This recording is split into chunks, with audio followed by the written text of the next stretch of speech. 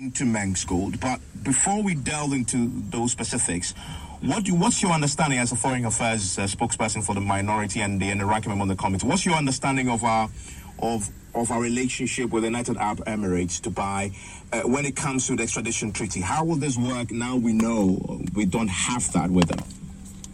Hi, good evening, Evans, and good evening to Doc on the other side of the line and to our distinguished listeners.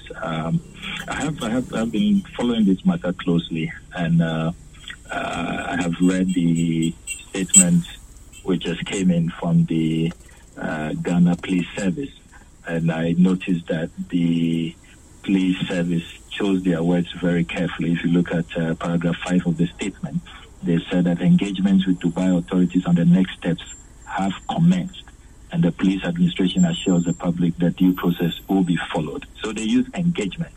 They do not use extradition.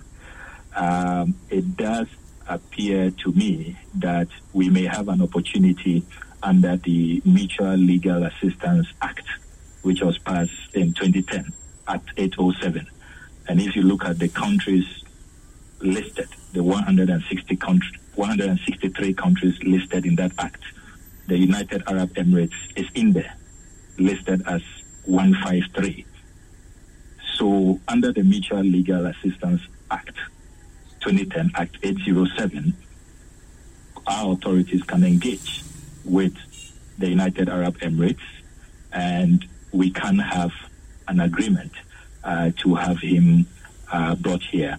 I do know that the matters are quite complicated because he's also wanted in that country.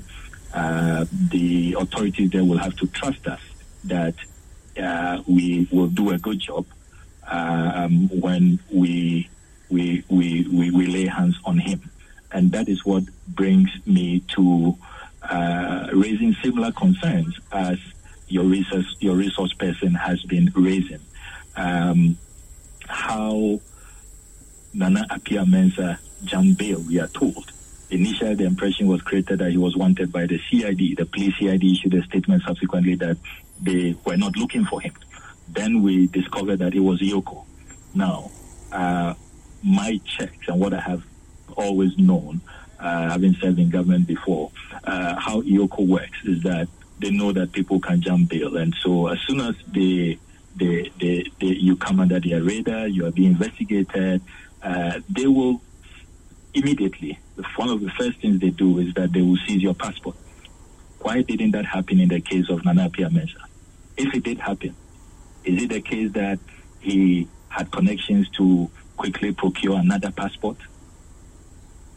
And somebody who was on the watch list, are we saying that he could just jet out of this country, escaping? So all of these facts are going to affect the negotiations because the Emirati authorities will want to be sure that they can trust government officials. And unfortunately, so far, the conduct of state agencies and government officials in this matter have not,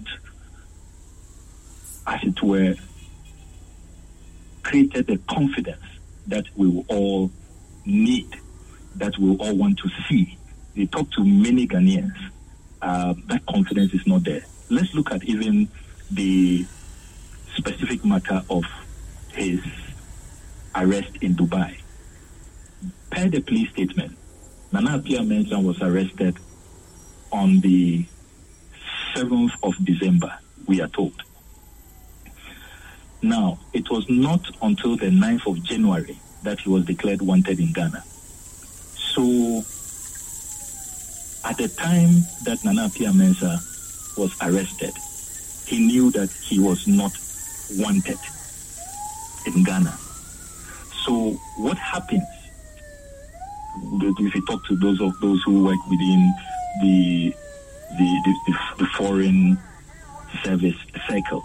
They'll tell you that when Ghanaians are arrested, and it happens with other nationals as well, they reach out to our consular authorities for consular assistance. Nana Appiah Mensah did not know as at December 7th, 8th, 9th, 10th, 11th that he was wanted unless somebody gave him a tip-off, because at least for us in the public, we were told only on the 9th of January, more than a month after that he was wanted, or he's been declared wanted. So are we saying he didn't reach out to the Consular General in Dubai? To that point, if you look at point 4 on the police statement, it says Ghanaian officials have